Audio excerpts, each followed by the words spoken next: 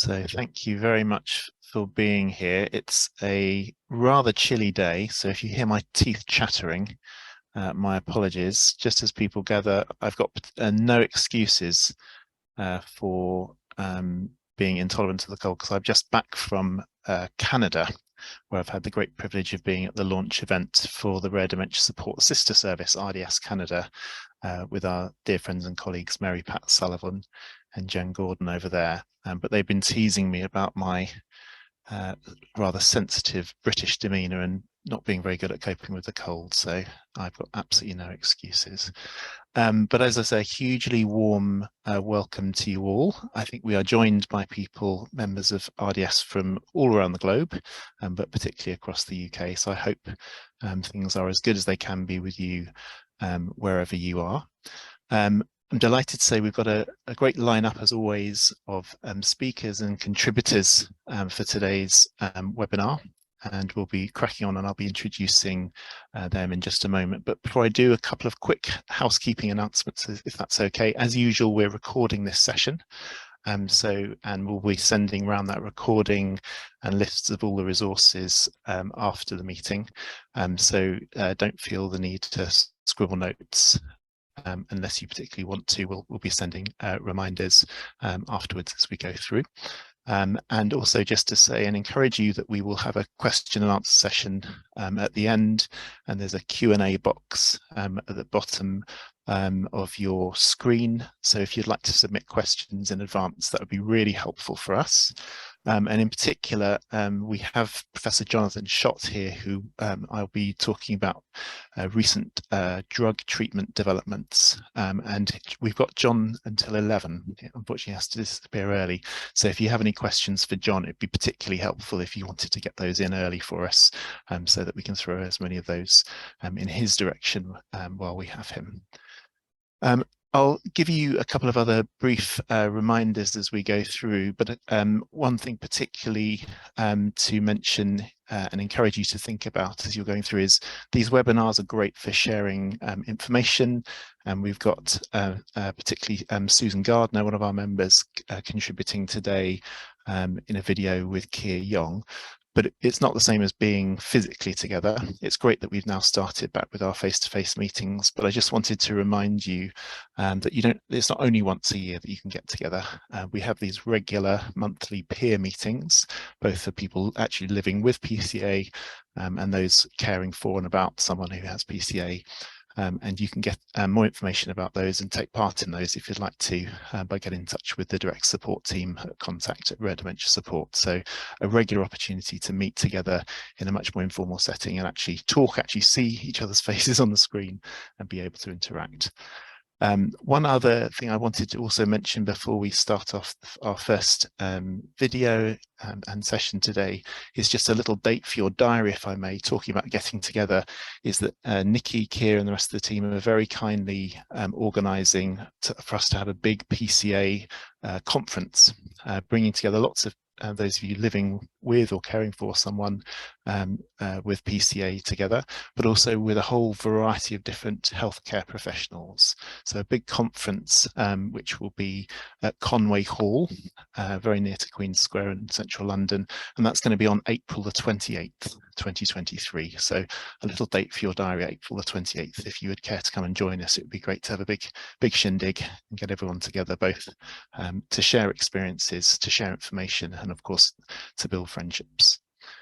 So without much further ado and waffle from me, we're going to move on to our first video today, which is Kier Yong in conversation with Marcel Faywins, an occupational therapist, and Susan Gardner, one of our members.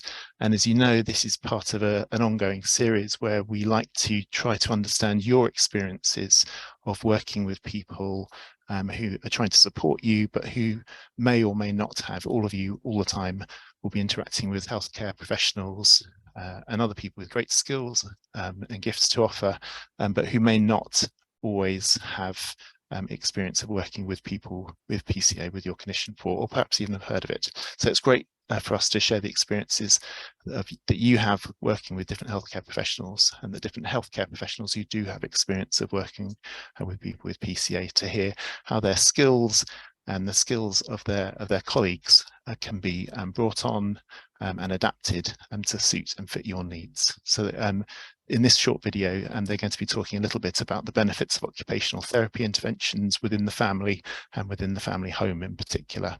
But I think they will all introduce themselves on the video. So I will disappear now and let you hear what they have to say.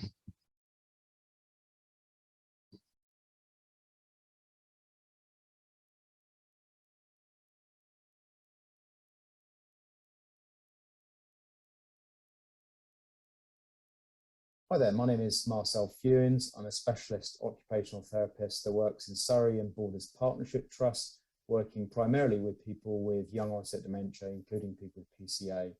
I'm just going to give you a very quick summary about what we do in our role.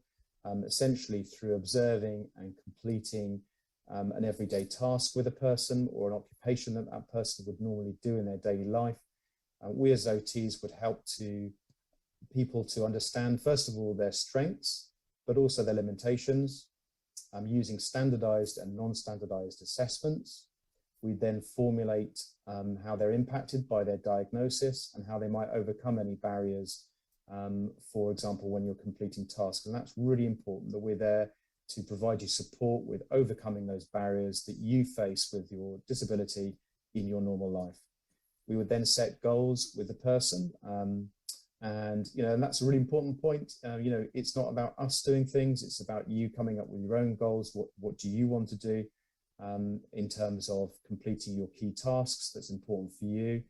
Perhaps it might be finding objects in your home or organizing your normal routine or environment to meet your changing needs. And then OTs would use a range of techniques and strategies to meet these goals, and they might include cognitive rehabilitation, activity analysis, problem solving, or use of technology and external strategies to overcome these new difficulties, and as well as looking at environmental adaptation and changing the environment around you to make it more easy for you to navigate that environment. The emphasis is on improving and maintaining functioning in your everyday life and promoting living well with dementia. So yeah, essentially we're committed to providing you strategies for today and working with you to plan also your future. So that in summary is what OT does. My name is Susan Gardner and I live in Southampton with my husband Terry and my dog Molly the collie, and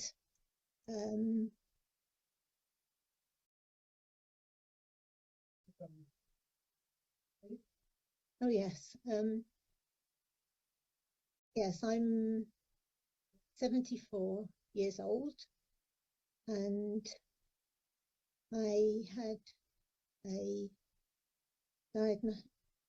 diagnosis of PCA about 4 years ago when I was 70.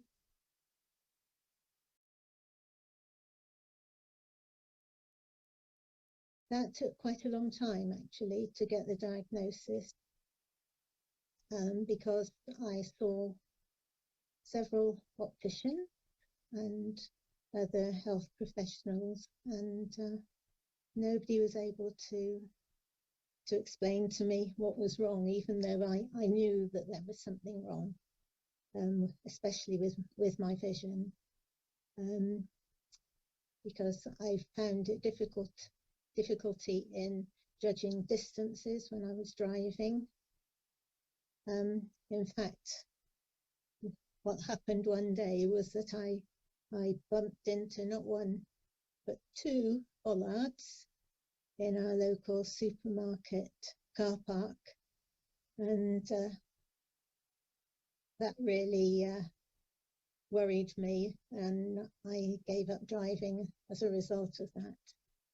But it took quite a long time before I actually got to see a neurologist. And when I did finally see a neurologist, she did some scans and gave me my diagnosis of PCA. And am I correct in thinking that you've been seen by an occupational therapist? Yes, we had a visit from a gentleman who was an occupational therapist, and he was very helpful. Actually, he had vision problems himself, so he was extra specially helpful, and he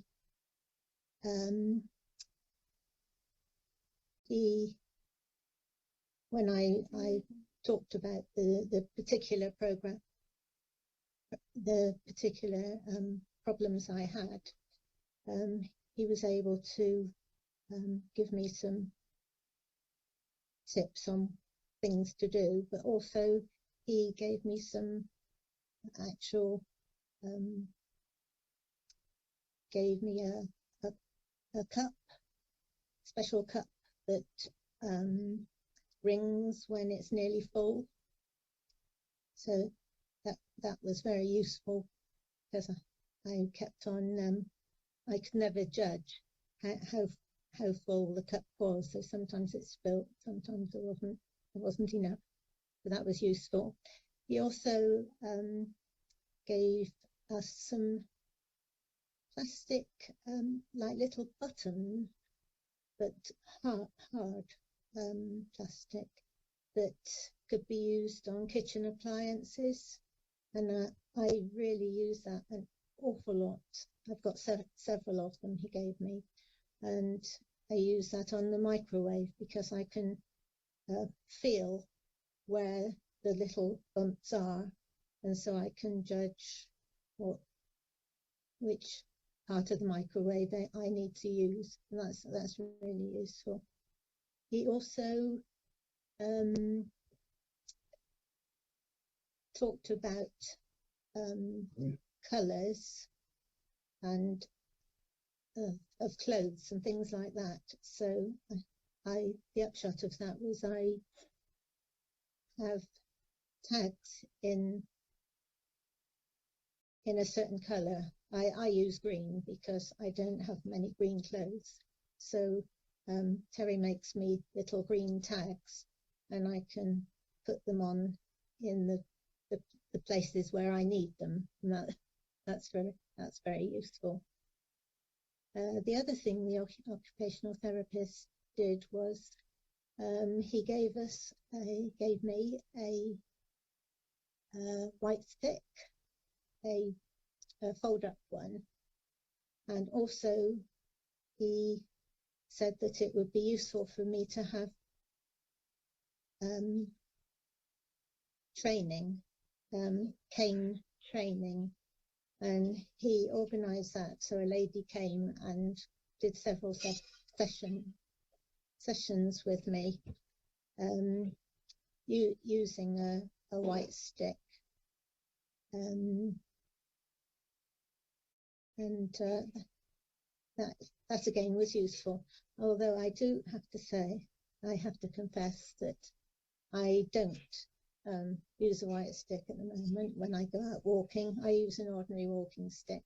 But I do know that I've got that knowledge of how, and I've also got the actual white training stick that I can use if I need to at any time. The house is on a slope, and so it's higher, at different parts. And yes, I do use a stick to get from one level to the next. And that was another thing that the occupational therapist did for us, was he arranged for us to have a handrail, a very, very small handrail, just at the front, just by our front door, so that I can just hold on to that when I step down to go out any time. So that again was something that's been very useful. I use that a lot. Well, every time I go out. Because from what we've been talking about, you know, to my mind, they seem like very sort of practical and adaptable tools that someone might use in quite specific instances, you know, not necessarily day in, day out, although you do mention things like the handrail or walking stick seem to feature regularly or getting outside the home. But are you familiar with the use of any more high-tech aids or technology? Indoors, you mean? Yeah, indoors or outdoors? Yes. Well, yes, we have Alexa. Is that the kind of thing you're talking about? That could be one example. By my standards, it's very high-tech. Yes. Yeah. Well, yes, I use Alexa an awful lot. We have two actually. We have one downstairs and one upstairs, and I find that I'm using her really such a lot of the time, especially just silly things like asking what the time is. Because that was one of the things that I found difficult right from the start, is telling a time, even with an analog or a digital watch. I can't really, or clock, I can't tell the time. So I ask her to tell me the time, and also things like setting reminders for things like medication. That's a real help. And times that I need to let the dog out, and also things like shopping, putting things on shopping list, all of those kind of things I use Alexa for. I don't know how I would have managed before, actually. But and the other thing that I really like about Alexa is the whisper mode, so that if at night, if I want to know what the time is, I can just whisper to her, and she'll whisper back the answer, so I don't have to disturb Terry or anyone else who's in the house. I find that really helpful. Any say aids or technology for things to do, say, with you know, music, what's on TV, anything in the news? Yes. I mean, I use her for the news. I can ask her for, and for playing music. I do that a lot. And the other thing that I use her for a lot is using talking books. I've got quite a lot of books through Audible, different fiction and non-fiction books, and so I can get Alexa to read me my current book for a certain length of time, or so many chapters, because my problem is with reading in bed is that I fall asleep. So I've found that if I set specific times, that works pretty well. I tend to listen to programs, because there are several programs on television which people review books. So I listen to those and listen to their opinions on them and reviews, and think, oh yes, I think I might like that one, and then Terry puts it on the list for me to read. So I've got quite a little library at the moment ready to read. So Susan, could you elaborate on any examples of more, say, social activities that have become a bigger part of your routine over the last few months? Well, one thing that I really enjoy very much is our monthly peer group meeting with the RDS one, which we get together every month, and with Roberta and Karen lead it, and it's really great. I look forward to it every month. There's the group of us all have PCA, and so it's really nice to be able to have chats and to pick up tips from each other, and just to know that other people have got the same kind of problems that we've got. And it's something that I really, really do appreciate, going to that meeting every month. Thank you, Susan. It's great to hear you've had such a positive experience with the groups. And just to pick up on the point you mentioned about sharing tips, I can't help but feel that it's a very constructive way of sharing, say, some of the experiences of yourself or other people in the groups, but amongst the wider community. Yes, definitely. Well, thank you for taking the time to share some of your experiences, both through the groups and also today through this interview. Okay, yes. Well, thank you for doing it. Wonderful. And our huge thanks, my huge thanks on behalf of all of you. Sorry, I have the power of speech in this on this panel. I'm sorry that not all of you do, and that we can't all unmute and give Susan a huge cheer. But thank you very much to Kieran Marcel, who will be joining us on the Q&A panel for your questions a little bit later. And in particular, thank you to Susan for sharing so many helpful thoughts and ideas there about how she is coping and living with her PCA and continuing to enjoy life and find interests and express them. It reminds me, I mentioned, just as my friend John Schock joins me on the screen to talk a little bit about medication, just hearing Susan talk reminds me that at this Rare Dementia Support launch event that I mentioned, the main speakers were a couple called Carolyn and Ernie, where Carolyn lives with PCA. And they were sharing the story about how they were, when they eventually got this diagnosis after many years of delay, they were simply told, well, we think it's dementia and there's nothing that can be done. And I think what you hear in Susan's words there is an awful lot that can be done. And there are an awful lot of good ideas out there. If only everyone who needed them got to hear about them or got to share their own. So huge thanks for Susan for underlining so many valuable elements there.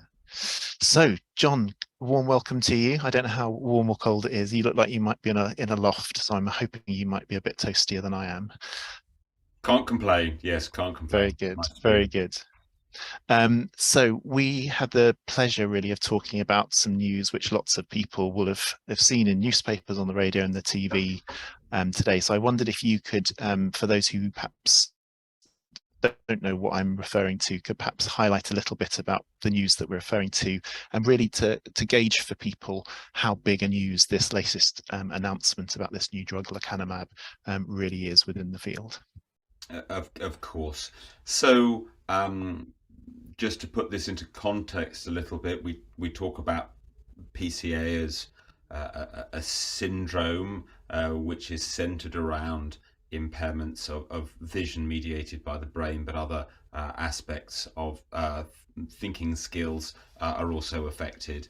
And then we try and think about what the cause of PCA is, and the commonest cause by far of PCA is a form of unusual and particularly young onset Alzheimer's disease. And so when we think about treatments and how we can help people with PCA, we first and foremost need to do all the stuff that we've been hearing about earlier on, and involving our occupational therapy colleagues to try and help people deal with the problems they have on a day-to-day basis. But of course, what we would really like to do is to try and treat the underlying cause, which in most people's cases is Alzheimer's disease. And so this has been a holy grail for many, many years. And we do have some treatments which many people with PCA will be on, which are for Alzheimer's disease, which are drugs that can boost some of the brain chemicals that we think cause the symptoms. But those drugs, whilst they can be very helpful, don't really alter the underlying progression of the causes that lead to the brain shrinkage and the progressive nature of these illnesses. And the reason for the major excitement of this new drug, which goes by the very uncatchy name at the moment of lecanemab, is that it's the first time that we have had a positive, successful trial of a new treatment for 20 years, and that this drug not only seems to have some impact on people's cognitive function, particularly around memory, but also around the activities of daily living and how the people who they live with rate how things are, but is also having some impact on the underlying processes that are going on within the brain that cause Alzheimer's disease, and particularly they're able to remove one of the key proteins that are implicated in Alzheimer's disease, and therefore in many cases of PCA, which is the amyloid protein. So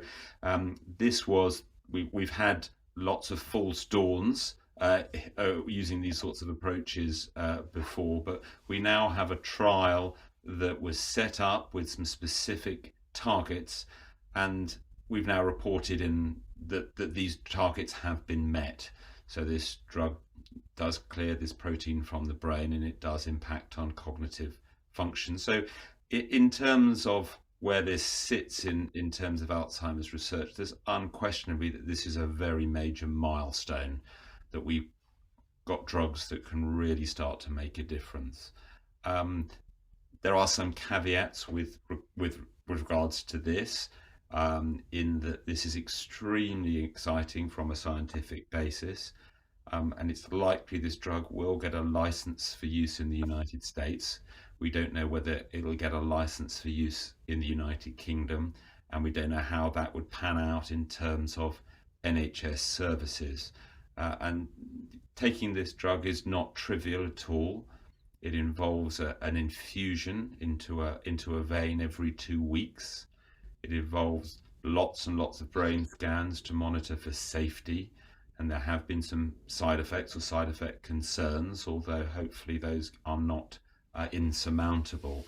And then there's going to be lots of cost implications. And so even the chief executive of the drug company that has made this has gone on record to say that this is not a panacea, it's not a magic bullet.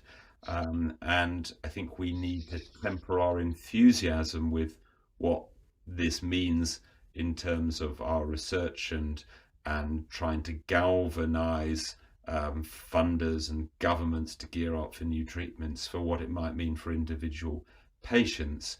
And with the best will in the world, if everything went incredibly smoothly, I don't think we'd be in a position to prescribe this for any patients at all for a year and a half minimum, and it's likely to be for very selected individuals to start with. So I'd like people to come away enthusiastic that we're making great progress, but I don't also want to give people false hopes that we're going to have magic new treatments in the very near future that might be useful for people who already have established conditions. That may be the case, and clearly that's what we would like to do, but we just need to temper our enthusiasm with some of the realism. So sorry, that's probably a much longer answer to your question than you were anticipating, but hopefully that sort of sets the scene a little bit. No, it's extremely helpful, John, and people will really appreciate you setting it in context, as well as giving some of the sort of pros and excitements, as well as some of the cons. And it's nice to be able to sit here being positive about a trial, because I feel frequently, particularly in question and answer sessions in these meetings, you've often had to be sort of the messenger of doom, where someone has said, I heard such and such is useful, and then we've had to give essentially the message that the evidence doesn't seem to be very strong for certain approaches. So positive that there is some positivity here. Just in terms of the effect, you talked a bit about removing proteins from the brain. You talked a little bit about the benefits for cognition, for thinking abilities.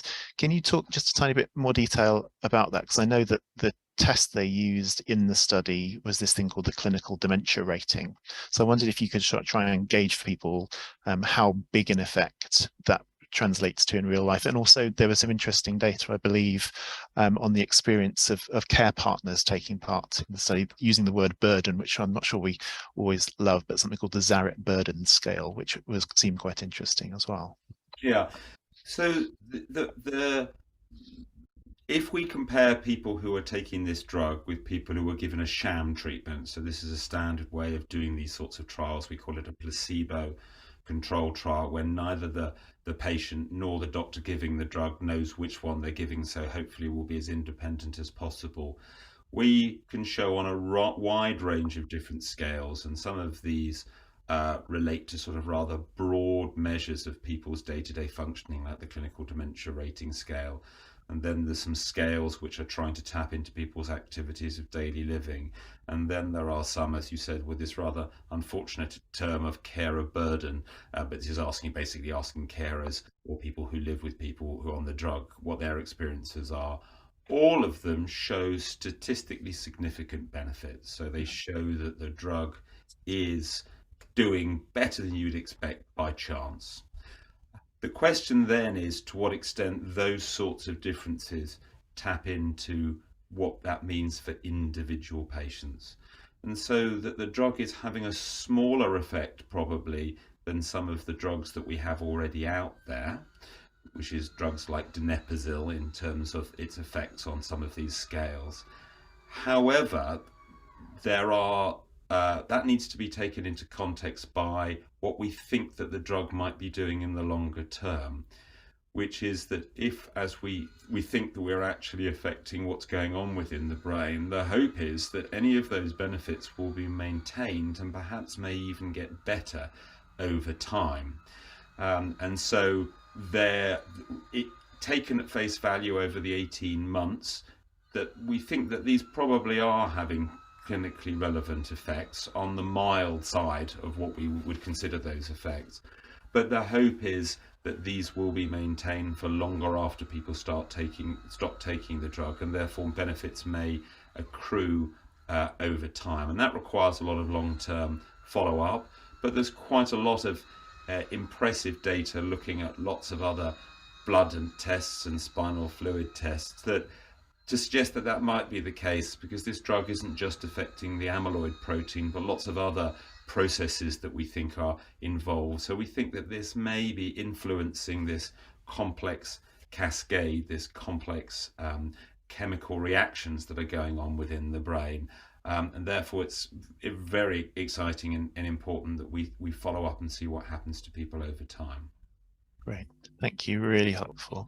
And as you say, very encouraging and intriguing to know what those longer term benefits and ramifications for the other processes in the disease will be. I'm conscious I mustn't take up all of your time on questions, so I was just going to ask one more now and then have you back at the beginning of the Q&A in case other people who are at this meeting would like to send in questions for you. And that was just briefly around the practicalities, either for receiving this treatment if it were to be approved, as you say, in a year and a half or so, but also for potentially for other clinical trials of this drug or things like it. In terms of the level of people's or the stage of people's disease, I'm assuming this is a medication which is going to be primarily available for people in the early stages. And I believe for some of the trials, for example, there are other requirements, like you mentioned, about lots of brain scans, needing a study partner, that kind of thing. I wondered if you could just lay out a few of the practicalities. Absolutely. So these trials were done in people with mild Alzheimer's disease. And as everybody probably will be on this call will be aware, and as a source of frustration for all of us, and lots of people, Seb and Keir particularly, have been banging the drum for many years about this, is that most people think about Alzheimer's disease as being a memory disorder, and therefore lots of the inclusion criteria are for people who have memory problems. We firmly believe actually that people with PCA would be very ideally placed to get these sorts of medications, as people are often younger and don't have so many other medical problems, and as we've heard so elegantly from Susan, are more than capable of making their own decisions and taking part in trials and so forth. And so that is something that we as a PCA community are very much pushing for, and I think getting some traction on. So first of all, it's normally people who are mild and who have typical memory problems. Then people who can probably come to quite specialist centres at the moment to have specialist brain scans and then quite frequent MRI scans, and to have doctors who are used to giving infusions and monitoring for side effects. So around 20% of people in these studies have some degree of side effects. Often these were side effects that could only be detected using brain scans, with a degree of brain swelling or minor brain bleeding, but didn't have any symptoms. And there were no excess deaths reported in any of these studies, but there are obvious concerns about giving these medications to broader public, and certainly we need to be very, very cautious and careful to make sure that we can deliver things safely. So in terms of where this puts us and where we need to move to, first of all, I think this is a real chink in the armor that we can impact on Alzheimer's disease. We need to capitalize this in terms of getting more investment in, more interest from government, from pharmaceutical companies, from charities, that these sorts of trials are worthwhile and important to do.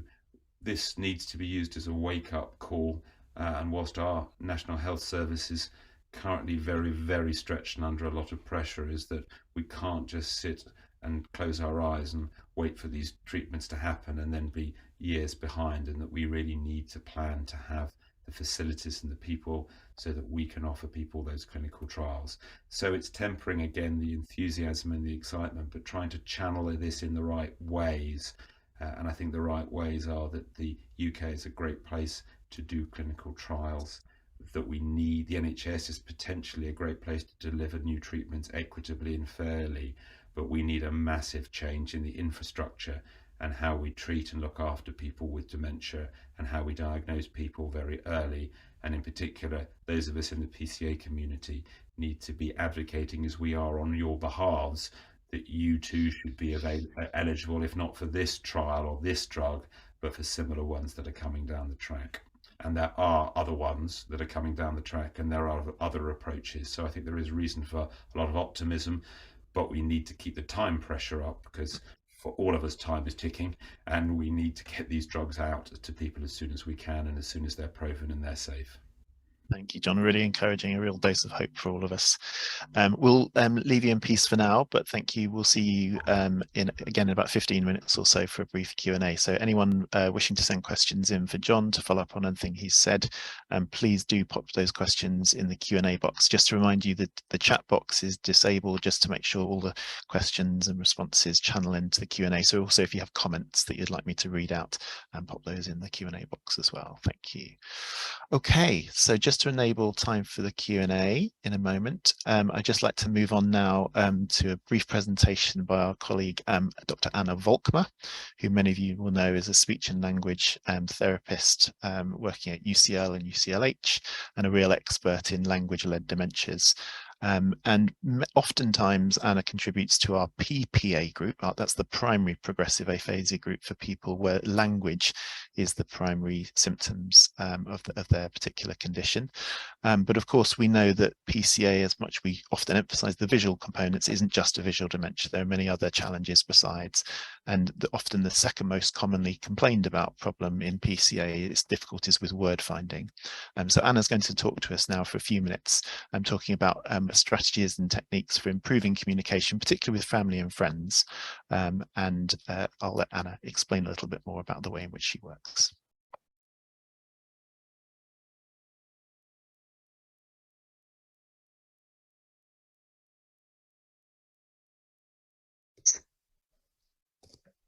Hi everybody, I am so sorry that I can't be with you all there in person. My name is Dr. Anna Volkmer, and I'm a highly specialist speech and language therapist.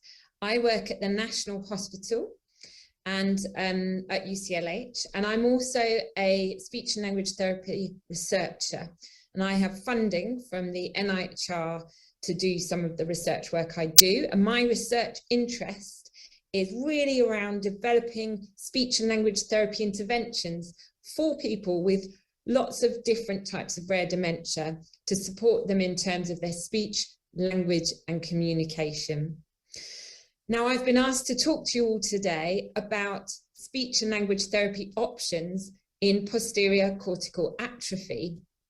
And I thought I'd start off by talking about the types of communication difficulties that I see in people who have posterior cortical atrophy.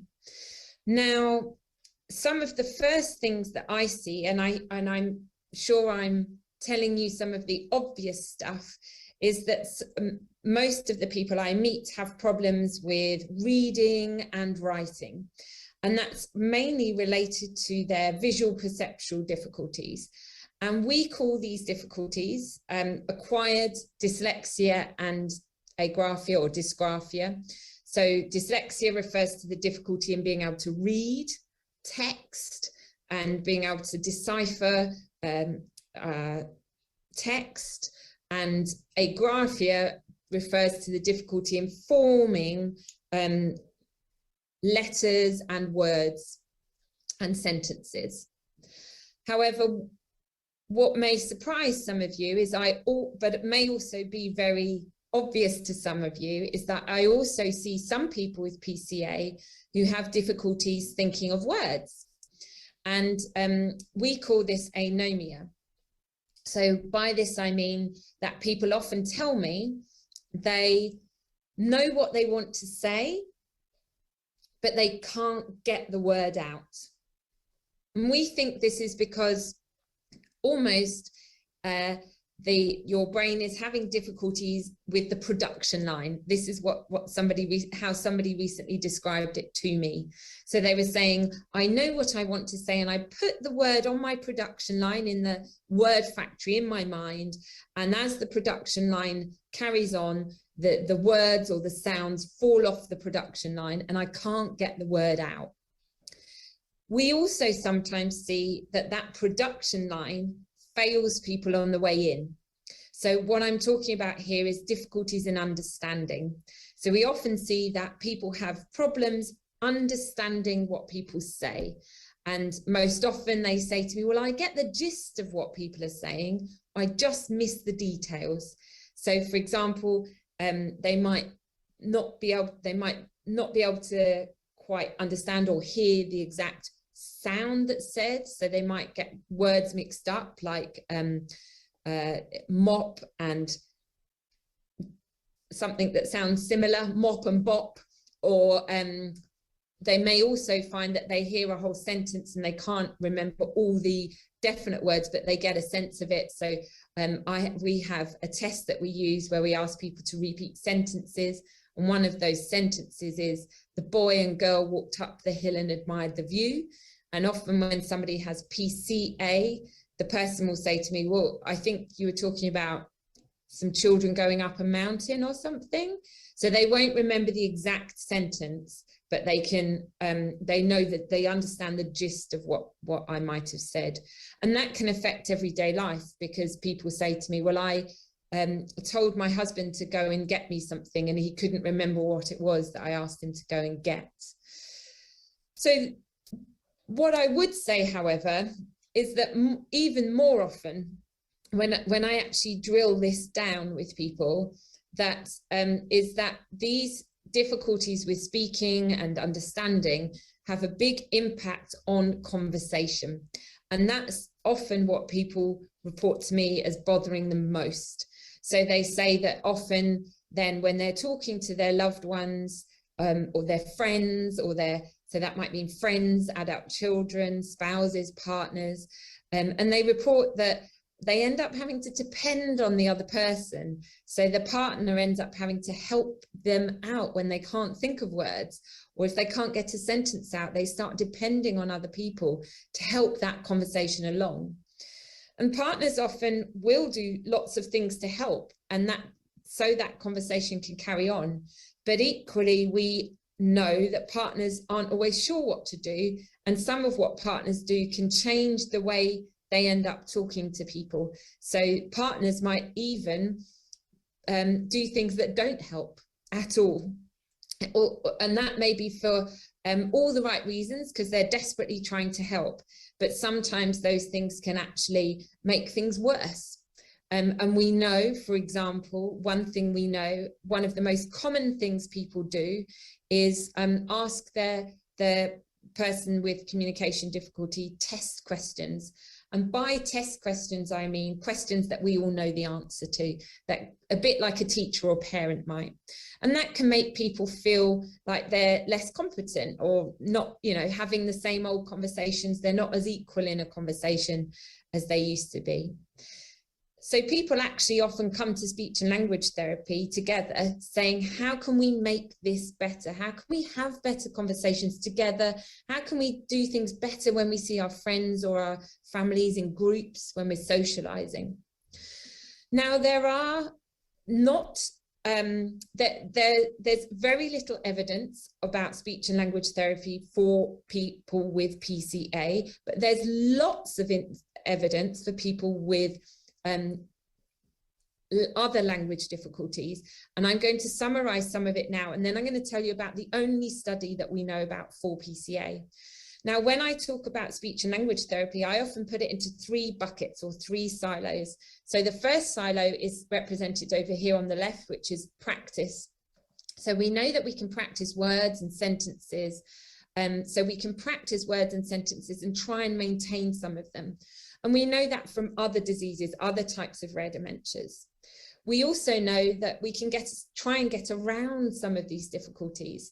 So we can, if we compare this to something like a broken leg, you do physio to try and strengthen those muscles, but we also need to build ramps and carry a walking stick. So using things like iPhones or other technical or less technical tricks can help us get around the problem. And then the third bucket that we often talk about is the environment. And by the environment, I not only mean the physical environment, but the people who are in those conversations with you. So I'm going to give you 2 examples from this list that I think are particularly relevant to people with posterior cortical atrophy. And the first example is practice, because people often want to practice. And in my clinical experience, I've had most success practicing what I call scripts. So a lot of what we do in speech and language therapy might rely on using reading or writing. So whereas script training, we can get around that in a little bit. So what we do in script training, and I've had lots of success with this personally in clinic when I've worked with people with PCA, is we write a script on a topic that people like to talk about. And I've got this example up here on the slide. It's quite topical. In fact, I've just written another script with somebody about the World Cup. But these scripts are about topics you might talk about frequently. And what we do is we practice those topics. We practice the sentences, and these scripts can act as really useful launch pads into conversations. And by practicing sentences, so what we do is we repeat and rehearse. So I write a script with somebody. We normally write at least 3 scripts, and then I record myself saying the script, and the person rehearses it with my audio recording. So it might end up with me reading out the script saying football is a great sport, and the other person saying football is a great sport. So the person ends up, if you will, learning this script off by heart. And we know then that that script can become a bit easier, and by learning it off by heart, you produce something that's fluent, so you don't lose track in a conversation. But then that can act as a launch pad for the people around you who you're talking to have conversations on topic that you are fluent on or fluent in. The second thing I want to talk about is conversation therapy. And we call our conversation therapy Better Conversations with PPA. And I've got this slide up here to show the 4 sessions that we normally deliver. We deliver this between 4 and 8 sessions. in speech and language therapy. And this normally means that what we do is we talk to people about how conversation works, and we make videos of people's conversations, and we look at those conversations together, and we practice making those conversations better. And looking at the videos and practicing those conversations is really important to this intervention. And it might sound a little bit scary, because making a video recording of yourself can be, but we've had so much success in this area. And this is in fact the only paper that has been published on speech and language therapy for people with posterior cortical atrophy. We did this therapy with a couple, and we had heaps and heaps of success with it.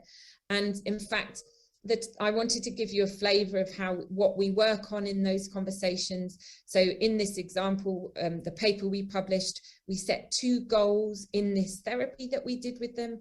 We asked the partner to slow down so that the person with PCA had more time to contribute to the conversation. And we set protected times for them both to have a conversation every day. And we then practiced that. So we didn't expect that couple to do that on their own. We actually practiced those things in speech therapy and held them accountable for actually trying to integrate that into their daily lives. And through that process of making a video, reviewing what was actually happening, working out that we needed to slow things down and have these protected times, and then practicing those, we found that the quality of life for this couple improved. I actually also wanted to flag that we've been running this type of therapy in groups with couples with PCA. In fact, we're starting one next week with 2 couples with people with PCA. And we found that to be really, really successful as well. And just to share with you that cover sheet of that one article that we wrote. So that was an article that myself and Claire, who's another speech and language therapist in our service, we delivered that therapy, and were supported by Dr. Young and Professor Crutch and Dr. Beek, who's another speech and language therapy researcher, to put that research together and publish that article to really start building the evidence base for speech and language therapy for PCA, because we really believe we can do lots to help people have much better conversations. If you are interested in getting in touch and asking us any questions, please do so. Here is my email address, and I wish you a happy weekend and a wonderful Christmas. And thank you very much for listening. Wonderful. Well, huge thanks to Anna, and sorry she couldn't be with us today. But as she says, we are very happy to either try and address questions as we can. So talking of which, please, panel members, do come and join me back on the screen.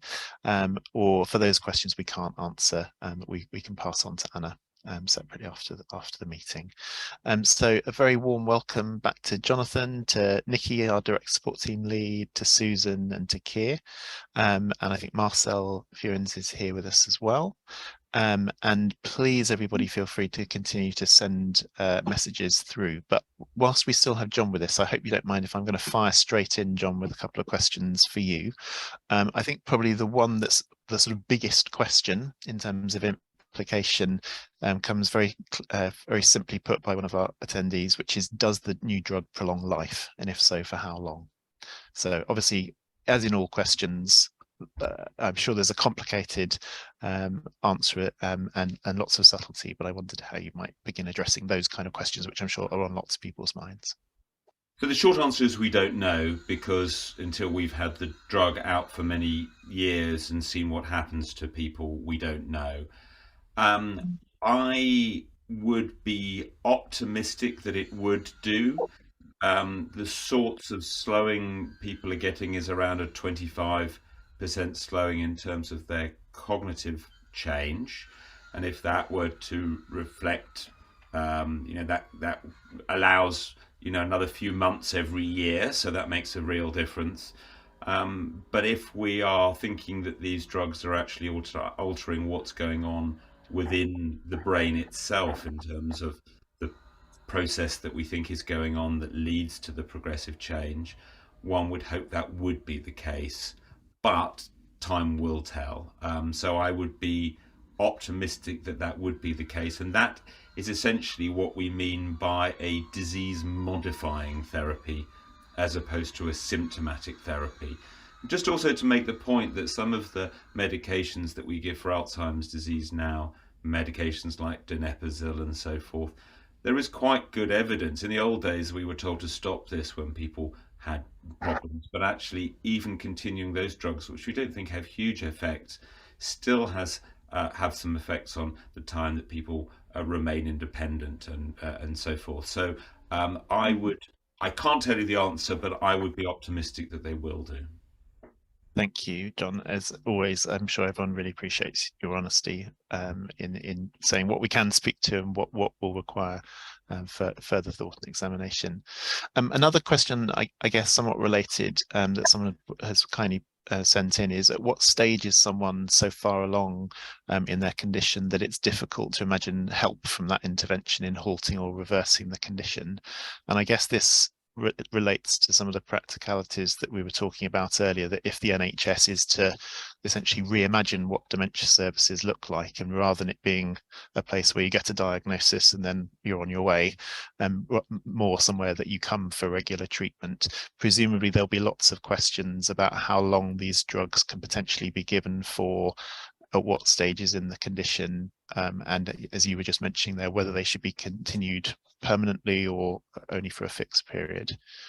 I wondered if you could speak to how, not necessarily what the answer is, because we don't have a crystal ball, I don't think there, but more how you and your medical colleagues will go about trying to consider what recommendations specialist centres and others that are leading the way on this might take. So in general, when a new drug is launched, it's given in very selected centres which are able to monitor people very closely, and it's given to the people who as closely as possibly match those who went into the clinical trials. And we know that people who go into clinical trials are often selected to be very healthy, to be very motivated, to have partners who can accompany them. This trial and future trials are already addressing that, so that people going into the trials, they're specifically trying to get people from more diverse ethnic backgrounds and people with other problems as well. But there's definitely still a cohort of people who enter those trials are generally healthier and milder than a lot of people. So that's where things will often start. And then we see how things work out in real practice. But I'd also just like to take a step back, is to say that there are over 200 different drugs in clinical trials for Alzheimer's disease. Only around 1 in 4 of those drugs is targeting that amyloid protein. And most of us think that the amyloid protein drugs will have most effects when people are mild, or even perhaps even before symptoms start one day. That doesn't mean that there aren't other treatments that are being trialed looking at different parts of the process, which may be more relevant when people have established or advanced illness. And so whilst there's a lot of focus on the early stage, there is also a lot of work going on in trying to help people at all stages. And it's a matter of getting the right drug at the right time. Ultimately, we need to take a step back and ask what we're trying to do. And we're trying to improve people's quality of life generally. And that will be at the right stage, using the right approach.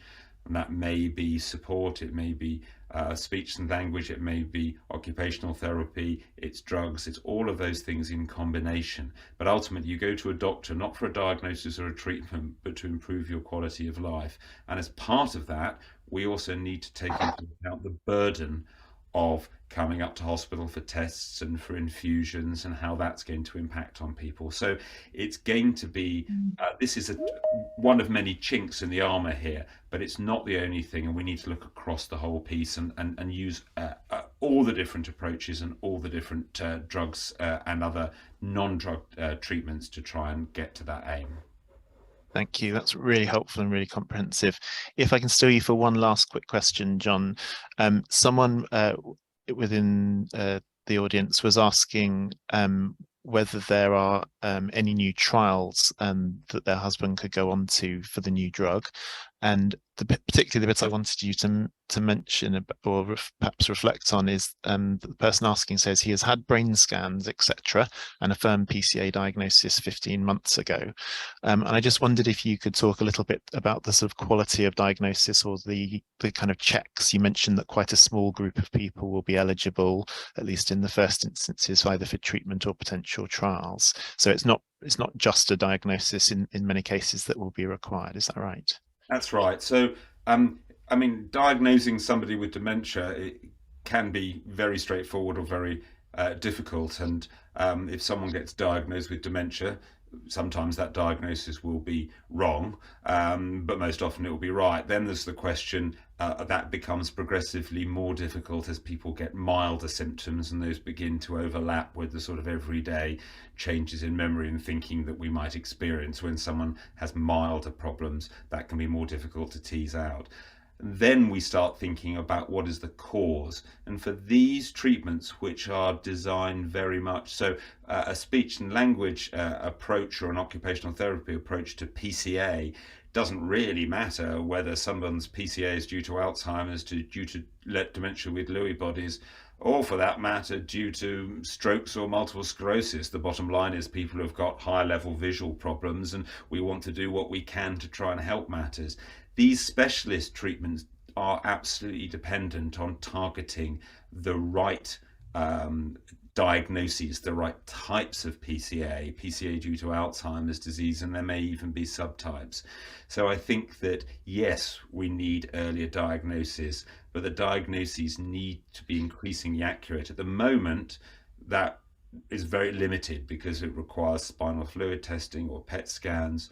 Another thing to be very optimistic about is blood tests that are coming on stream for Alzheimer's disease. And I think those really will be a reality within a few years' time. And that will allow us then to someone with PCA is to say, how can we show that it's PCA due to Alzheimer's disease? And that will make things a lot easier. And that will pave the way for more inclusivity in terms of who can access clinical trials. In terms of how you can do things, I think talk to your doctor, about what clinical trials are available. I don't want to put too much onus on Keir, but Keir probably knows what's going on trial-wise around the place. And Join Dementia Research, which you can look up on the internet, is a way that you can sign up and express your interest in clinical trials more generally, both as patients and as carers or healthy individuals as well. And we need more people to come forward for clinical trials. Wonderful. John, I know we need to let you go, but a huge and very heartfelt thank you from everyone for your time and information. And just a reminder to everybody that if you have further questions, and please feel free to continue sending those in, and as Keir and others have got expertise as well. But John, thank you so much for now. Thank you for the opportunity, and wishing everybody a happy Christmas, a warm Christmas and New Year, and some more optimistic news in 2023. So thanks everybody. Thanks, John. Bye for now. So just on that note, I wasn't sure if anyone else on the panel would like to just reflect before we move on from the topic of trials. Keir or Nikki, whether you had any, in particular, whether you had any comments that you'd like to share. No obligation, but just before we move on to other topics. To be perfectly honest, in one sense, I'm sort of dumbstruck by, I think it's fair to say, the scale of what's been emerging over the last few months. So even though the press release for lecanemab, I think, came out a month ago, there's been obviously a lot of activity leading up to it and since. And I think maybe just to reassure people on the call that, yes, I've attended a couple of, again, online events where you have organizations like Alzheimer's Association talking about, well, to what extent can we be really optimistic about these findings, but bear in mind some of the caveats that John had mentioned, but also that people with PCA are featuring in these conversations. I think one of the questions actually posed to Alzheimer's Association, which is the largest Alzheimer's and dementia charity worldwide, asking their director of research about, well, what does this potentially mean for people who have forms of Alzheimer's disease which are characterized by changes, say, in vision or spatial awareness, more so than memory. And so just to say that that's clearly on the agenda. And as far as I can recall from the panel's responses, they said, in theory, there's nothing to say at this point that lecanemab should necessarily be less helpful for people with PCA. But again, the bottom line is there's still quite a few remaining questions. Thank you. That's really helpful. Nikki or anybody else, anything you wanted to comment on? Yeah, I think probably really following on from Keir, really, because John did such a fantastic job of explaining to everybody, which made it really clear, really inspiring, but also manage sort of expectations as well. But I think that when we are looking at research, it's not just about clinical trials. There's so many different forms of research that people can get involved in, which really, I think, empowers them. It boosts their self-esteem, it increases their knowledge, but ultimately, as Keir was talking about, it's getting PCA on the table, isn't it? Getting it on the agenda. And we have that double-edged sword where people say to us, nobody knows anything about PCA out there, and collectively we've got to get together to be able to make opportunities for that. You know, we've created some focus groups. We know that we're offering a whole range of different research opportunities. So I think it's more about looking at it in a much more holistic way rather than just clinical trials for people. Yeah, absolutely. I think the only other reflection I'd make is that the more good news which gets appropriate good press coverage, hopefully the more drive there will be for people who have been, how can I put this delicately, slow adopters of the value of a diagnosis of PCA or anything else to hopefully join the party a little bit and actually appreciate that even if they previously were skeptical about what could be done for someone being given one of these diagnoses, there is actually, as you say, Nikki, a whole range of things, not just trials, but it might be this trials announcement that gets their attention a bit more and maybe twists their thought process around to thinking, actually, I need to be doing more to support people living with dementia. So thank you, everyone. That's really, really helpful. So to other questions, thank you very much, everyone who's sent a question in. Please do feel free to keep them coming. It's much appreciated. And even if you aren't sure whether you want to put your question forward or a comment for one of us to share out loud, please do so if you can, because it's most likely that what's on your heart or your mind is probably bothering someone else as well. Keir, having me stupidly jested about being cold earlier on, there's quite a sober and important question that's come in about temperature, which I'm just going to read out loud and direct to you first, if that's okay. So someone's written, my wife was diagnosed with PCA in February of 2019.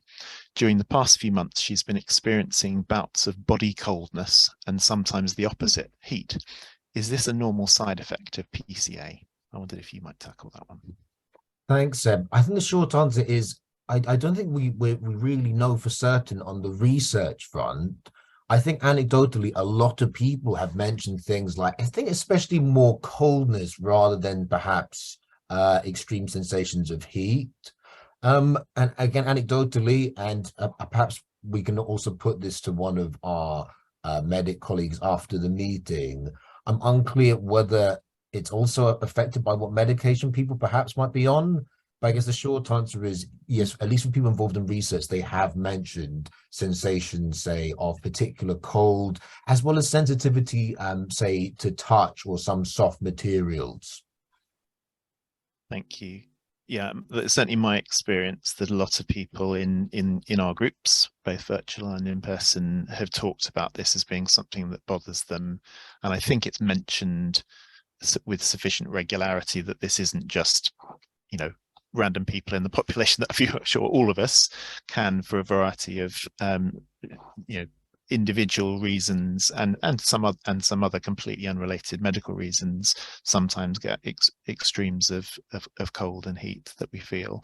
But I think it did come up a lot when we were talking with people around other sort of non-visual symptoms, when we were talking about balance in a few meetings in the late 2020s. People were often talking about odd sensations of cold.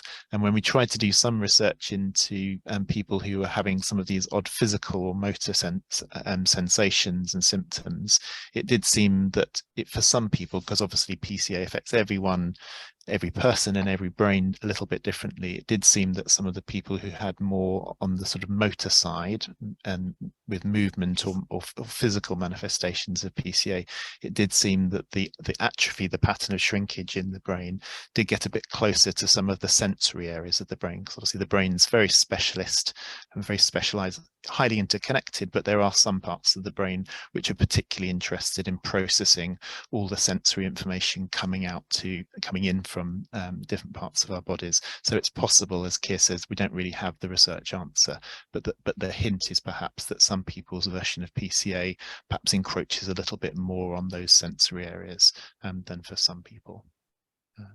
So thank you very much for that question. Nikki, I don't know if that's something from a support point of view, whether you find, you and the team find yourselves offering advice and support around this. We do get lots of questions about this, and I think it's often a very much a subject of discussion within the peer support groups of people swapping their experiences and strategies for this, definitely, yes. Great, thank you. To bring Marcel, great to have you with us, and to bring you into the little conversation, I wondered if I might throw a question that's come in towards you, if that's all right.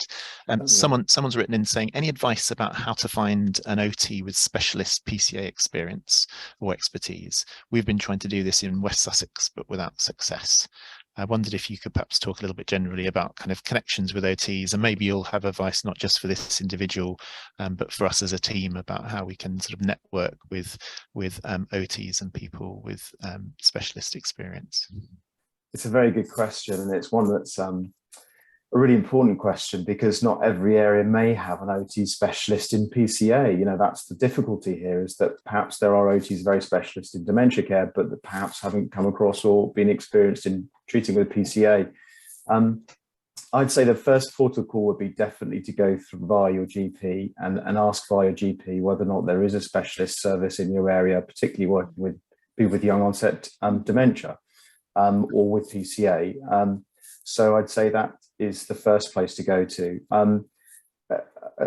Aside from that, I mean, we're very lucky, for example, in Surrey and Borders, that we have a specialist service. But, you know, not every area is lucky to have that, fortunate to have that.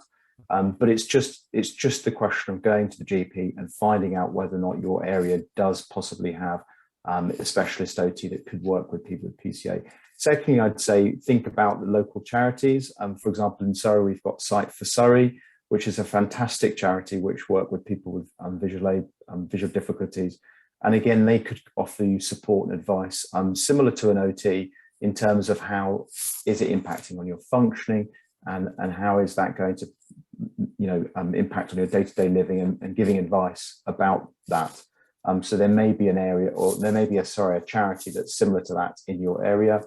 Another thing I'd say is, you know, you could go down the private route, and you could contact the College of Occupational Therapy that has, you know, private OTs listed on their websites.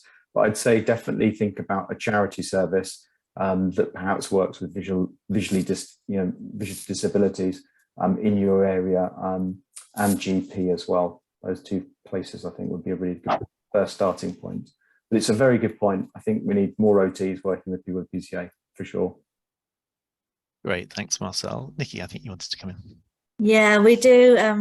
We have obviously lots of health professionals which are also RDS members as well, which is absolutely fantastic. So we do a lot of partnership work with them. So if you do have an OT, or, you know, you're struggling to find an OT, but you get one and they don't know much about PCA, we can work together with them. I know Keir is always really, really helpful at coming in, but so with the direct support team as well, we have conversations where, you know, it's really particular things that they need help with. It's not a matter of us going to give them lots of training, because it might be one or two particular aspects that they really need help with. They've got a really good understanding of the home and the environment and people's abilities, but it's just that little bit of tweaking which can be really easily done with some joined up working. Yeah, thanks, Nikki, for mentioning training, because I guess now's an okay time to flag that in the past we put out some continuing professional development actually for the Royal College of Occupational Therapists, and we're just in the process of updating that. actually to take into account some of the non-visual sensory changes that perhaps we've been talking about and might continue to talk about on this call. So Anna had mentioned for some people difficulties in, say, perceiving sound. So rather than perhaps it being a brain site issue, for at least just for like a subset of people, a proportion of people, it can also be a difficulty not just between the eyes and the back of the brain, but also between the ears and certain parts of the brain that perform actually quite complex tasks. So, for example, perceiving someone speaking over a lot of background noise or in constantly changing environments. So just to flag that if you do meet with an OT practitioner who is really interested to learn more about PCA, you've got the RDS direct support team. B, you've got RDS in general, and then on top of that, you've got training that we're putting out with their professional body. Great, thank you. And just as Nikki mentions, we work with professionals all the time, and this is a real opportunity for everyone on this call to be an advocate, if that's okay. So if you're seeing someone, not just an OT, but anyone for any healthcare background where you feel that they would benefit, or your care from and by them would benefit from them knowing a bit more about PCA, please do feel free to try and encourage them to sign up as a member of RDS.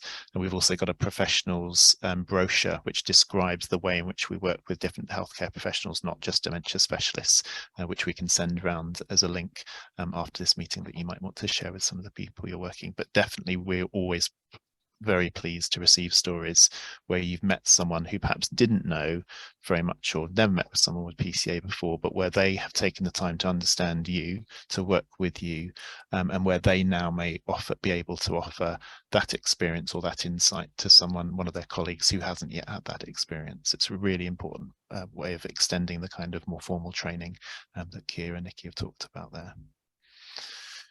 Great, thank you very much. So slightly moving on to, well, perhaps a more familiar topic for the PCA group, it's a particular visual experience. So someone's written in saying, my partner's having issues and experiencing problems with lights. Normal sunlight is now very problematic for her, even with dark sunglasses on. And I wondered, Keir, if we might start a little bit with you on this topic. So mainly just sharing experiences of what people with PCA who've been involved in research have mentioned. So yes, I think for some people, they might report sensitivity to bright lights or glare as perhaps being some of the first symptoms they experience. And it can be in particular instances. So let's say it might be car headlights when driving in the dark that people have really noticed, or it might be going into a local supermarket and the sort of glare and reflection of surfaces can be very unsettling, to the point, say, where, and this is a very extreme instance, someone felt that it was quite hard to judge the depth of the surface because the reflection, it wasn't clear which way the image was being reflected, if that makes sense. And in terms of sunlight, at least in my experience, people mentioning things like if transitioning from different environments, so say going in a dim indoor area to a bright outdoor area, that it can take some adjustment for the visual system to perhaps accommodate that change in lighting. But if it's okay, I'll put it to Susan. Susan, I don't know if you've had any experiences with certain qualities of lighting being particularly sort of difficult or unsettling. Well, the thing that I find most difficult is sunlight. Going out for walks with the dog and so on.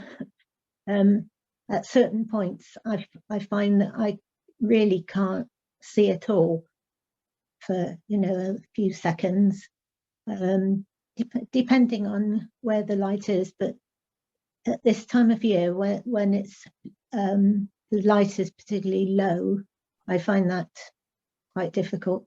So I have a very, very good pair of sunglasses, and I tend to wear sunglasses when I go out all year round, basically, if it's a sunny day. Well, thanks, Susan, for mentioning, because other people who've been coming for research have also mentioned some glasses which are tinted or just routine sunglasses to mitigate against some of that very bright light or some of that extreme variation. And again, just on the research side, there were some studies we conducted which suggested actually rather than necessarily just brightness of light, but variation in light can really affect some aspects of walking. So the sort of confidence and smoothness of people's walking, that can somehow again be affected by how much variation there is with light. So that could probably be considered to include things like glare or stark shadows. Nikki. Yeah, and I think sort of adding to that, I think as well, putting things into perspective, that this time of the year when the sun is really low, and we have those really bright days, we all really struggle with this, and it's just going to be really magnified if you're living with PCA. So we're very aware of that, and we don't want you to stop having your walks, but sometimes you may have to sort of start sort of juggling around your structure of the day, whereas you'd normally have your walk early in the morning, get out, get some fresh air with the dog and things, but it's really bright. Perhaps sort of think, well, perhaps I'll do something else this morning and then go out for my walk later in the day to still be able to benefit from it, just to be able to move things around, but just to make the experience a bit more pleasant for you, and not that it's sort of starting your day with that big struggle. So it's being a little bit flexible with your structuring as well. It's also a very topical question for me, because having just, as I say, come back from Canada, which is a country which is under snow, or particularly an area which is under snow for about 6 months of the year, it was something the lady, Carolyn, that I was speaking to with PCA was really describing as a major issue for them, because obviously with the extra sunlight, it really takes proper wraparound sunglasses that stop the light from getting in sides above and below, to make her feel comfortable in that kind of environment. And even then it's still a challenge because of all the extra reflection. So really tough. So thank you so much for that question and sharing that experience, which I'm sure is familiar to many here. A next question, Nikki, Keir, Marcel, Susan, please, anyone feel free to come in on, is someone has asked whether anyone has any hints for making reading, both on paper and on screen, more accessible for someone living with PCA. Keir? Susan, sorry. Susan and then Keir. Yes, I know I mentioned this before, but I find that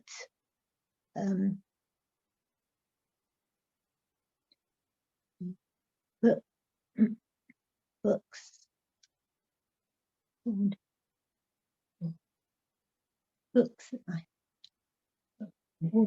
Audible, sorry.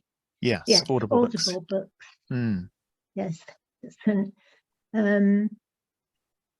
I find those are really good, and there's now there seem to be a whole lot more books that are coming out through Audible, so there's much more choice of books. I've always enjoyed reading, and sometimes I go back to books and read books that I've read before, but that I get the Audible the version, and that's quite nice as well to reread sometimes books that you've really enjoyed in the past. And Susan, if you don't mind me picking up on when we met in advance of the meeting, you mentioned about how one of the advantages of things like Audible is that you can retrace your point relatively easily, because that's a criticism I've heard in the past of, I think, some of the previous audiobooks, was it's quite easy to lose one's place. But you're saying, at least in your experience, it can be relatively straightforward, sort of going to a previous chapter, say. Yes.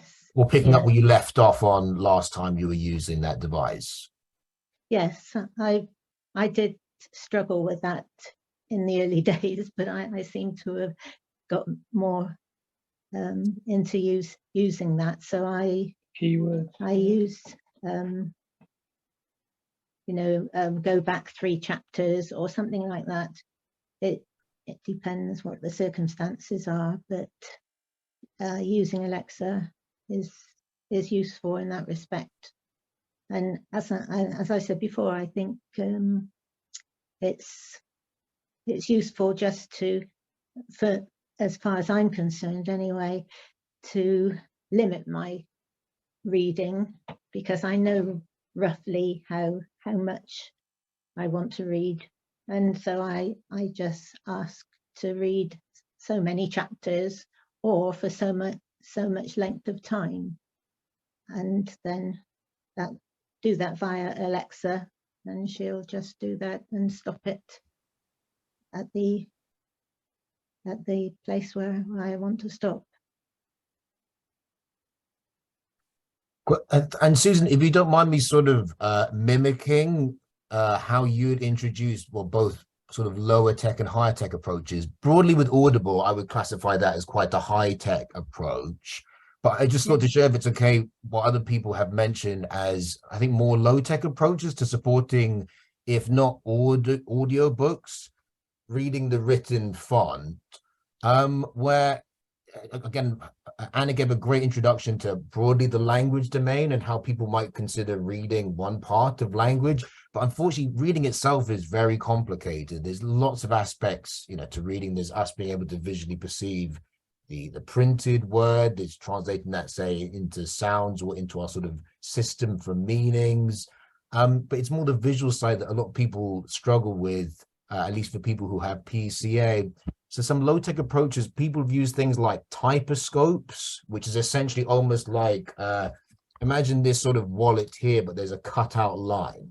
So you're just highlighting one particular part of the page, and you're limiting the amount of surrounding words which could be adversely acting as clutter. Because this is something that a lot of people, not everyone, can struggle with, is sometimes if you have a lot of unnecessary visual information in a small space, this can appear with things like people having difficulty, say, reading a telephone number, for instance, or just when there's like a whole page of text.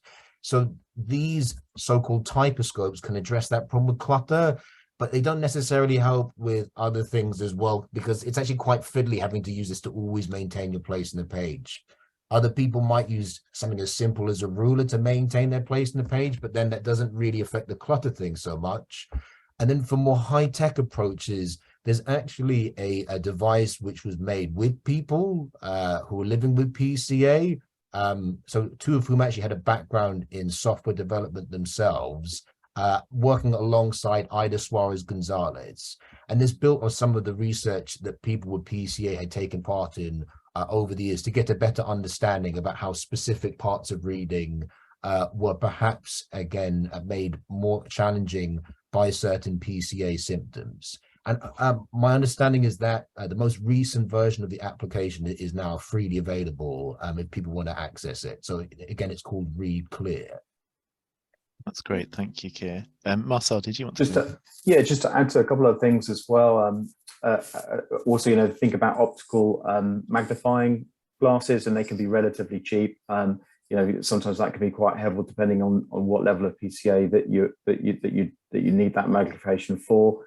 There are electronic versions of magnifying glasses, but obviously they are much more expensive, but that's another option too. And then there's all the technology on the apps as well. So there's magnification on apps that you can use as well for reading. There's two very, very good bits of apps that I would recommend, particularly for reading. One is called Seeing AI, which works with Mac, and the other is Envision, which works with Android. And they can both actually take a photograph of whatever you're reading and then read that back to you. So, for example, if you have a section in your book or a section on your newspaper, you can actually have that photographed and that will read text back to you. So that's another option. And there's talking newspapers now as well, just to add. So there's talking books, but there's also talking newspapers, which can be quite helpful for people too. Great, thank you. Nikki, I think you may have a comment as well, but just in the interest of time, if you didn't mind, I was just going to pass on to a couple of other questions because, sorry, there's a whole host. So I'm already slightly busting over our time limit. So if you can forgive me going over by a couple of minutes, there's a couple of questions on pain, which I think we'll try and take after the meeting, if that's all right. A question on variations in the rate of progression which we can also discuss and get back to everyone with a clearer answer on. But just while we had Marcel with us as well, and on the topics we've been on today, there's a couple of questions which are about changes in spatial ability. So if you don't mind, I'm going to read both of them and then come to perhaps Marcel and Keir first for any comments. And those are, one was, how much does PCA affect spatial awareness and balance, for example, and how many people with PCA, well, the comment that many people with PCA seem to struggle to know where they are in space, or even the right way up, and whether this is common. And then related to that, a more specific question, which is perhaps where we could start, which is someone saying, my husband has had PCA for 9 years, and this person notices that when he's getting dressed, he doesn't seem to know that he has a left-hand side, and that's noticed in the shower as well, asking him whether that's normal for someone with PCA. So I don't know who'd like to start on that one about sort of spatial awareness. Yeah, I'm happy to start on that. Spatial awareness. It's something that is quite common with PCA. I have noticed that that it's sometimes a problem to sort of navigate the space and environment that you're in.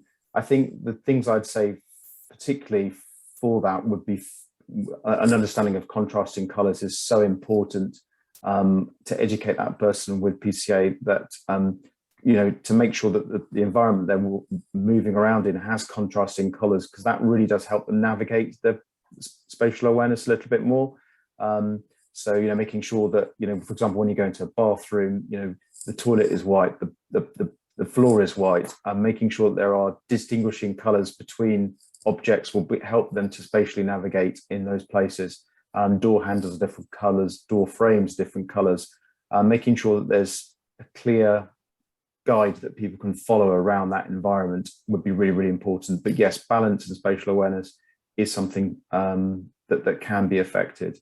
I don't know if Keir, you want to comment on that as well? Just very briefly. So yeah, I think echoing what Marcel is saying, in the Lancet Neurology review we put out last year with some international clinicians and researchers focusing on PCA and other so-called atypical forms of Alzheimer's disease, we actually referred to PCA as visual spatial Alzheimer's disease. We felt it was important enough to emphasize the spatial aspects, because I think it's fair to say a lot of the core characteristic symptoms associated with PCA lack explicit visual changes. I'm not saying that everyone will experience them, but it's quite common for a number of people to say have difficulties finding the sleeves of a jacket behind themselves while getting dressed, or as you mentioned, Marcel, this difficulty with navigating, with orientating, in some cases even quite familiar environments, where for some people who I've worked with, they said, well, it's not necessarily that I have difficulties remembering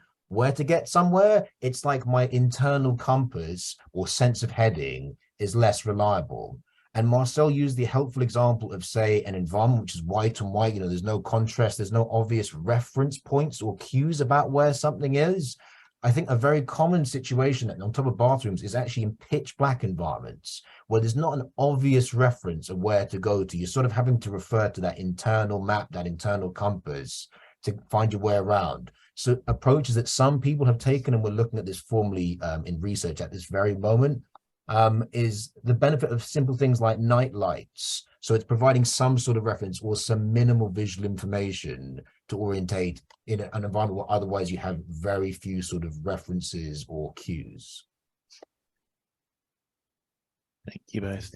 Nikki, did you want to come? Yeah, I think what's really helpful with this is we know that a lot of people struggle in different rooms of their house with different things that are happening in the house with their spatial awareness. So it might be a really good idea of looking around the house in the different rooms, what you do in those different rooms, and making a list of your tasks or your activities in there. And that could be anything from like cooking and eating in the kitchen to actually getting dressed in the bedroom, listing sort of what those tasks are and what the problems are that you are struggling with those, and to see how you can actually adapt them. And it might be when you're getting dressed in the bedroom that you have everything laid out in order. And Susan spoke about different coloured tags as well, to be able to identify things so they go on the right way round. It might be like things in the kitchen that you still enjoy cooking, so you need to have knife guards for your things. But it's looking at what affect what you do every day in your life and what you want to continue doing, but managing to put some solutions in to adapt to those activities. Great. Thank you very much all for your time and answers and questions and thoughts and opinions today. Just to add very Marcel, quickly, Seb, just as addressing the lady that was saying she wasn't able to, the gentleman was able to recognise one of the sides of his body, I think, on his left side. You know, again, that's addressing a practice we often see as a difficulty with PCA. And I'd say definitely think about getting that person to perhaps dress their left side, perhaps the side that they're not aware of first, so that their other hand is much more mobile to sort of get into things. And also think about laying things out, like Nikki was saying. You know, it's a very much more easier task to manage putting on a coat when it's laid out on your bed, or a pullover when it's laid out, and you can see how you'll get your hands into it and then put it on. I've even had a gentleman put a coat around the back of his chair and then put his hands through the coat to get the coat on, so that he can recognize that's what he needs to do, rather than it just being a coat that's just there. So yeah, those kind of ideas could be helpful for that person too. No, thank you, Marcel. That's great, and I think particularly, as Nikki was saying, when we try and break down these tasks into their constituent parts, it's really easy for those of us who haven't ever had to think of these things before to forget how complicated it is. And as you say, Marcel, there, getting dressed doesn't just involve sticking your arm in the right hole, for example. It involves using your other hand or other parts of your body to hold to get the piece you're getting dressed into up, to hold it up so that the opening is available, all those things. We had a colleague, Kira and I, who's developed or is developing a sort of a body frame to help people get people dressed a bit like a mannequin doll, which they felt, a bit like your chair example, might be useful for some people to help them maintain their independence around dressing. But as we finish the Q&A, and sorry to run over, please, you might be on this call and listening to some of these questions and thinking, oh, if only someone had said such and such, because you found a helpful solution, or you'd be willing to share an adaptation that you've made. It might be about dressing, about showering, about reading. Please do feel free to send those in right now to contact Red Dementia Support, and we can include your thoughts, your comments in the feedback to everyone else. It's not just the people on the panel who have the answers. But thank you, panel members, for everything you've shared. Really, really appreciated. Susan, thank you in particular for sharing your personal experiences today. We really, that's very helpful indeed. And just a few brief reminders. So not only about that gathering on the April the 28th next year, a date for your diary, but also another closer date for your diary is just to remind you that Red Dementia Support will be closed over the Christmas period from the 23rd of January through to, 23rd of December through to the 3rd of January. So if you've got questions or queries, particularly ones which aren't super urgent, do feel free to get those in sooner before Christmas, so that we can have plenty of time to get back to you or give you any help and advice. And also, sorry, we don't have anyone from the National Brain Appeal with us today, but just a kind of ongoing extended thank you to them for all the fundraising they do in supporting us and you and other members of RDS to raise money and to keep this service going. They're particularly excited, and we're particularly pleased, if we haven't told you already, that they've secured a rare space as a rare dementia focused garden for the next Chelsea Flower Show next year, which will be a great opportunity to raise awareness about PCA and other rare forms of dementia, and an opportunity for some people to share their stories and experiences in the press and make more people aware and try and break down some of those unhelpful dementia stereotypes. So that's great news as well, both on the fundraising but also the public awareness front. And as I said, we'll send round a recording and the resources that we've mentioned, but please do feel free always between meetings. We're not just here for these webinars and in-person meetings, we're here in between as well. So do please feel free to get in touch with us. But for now, a huge thank you for taking your time to be here today. Good luck staying warm, and we will look forward to seeing you before too long. Bye for now. Bye.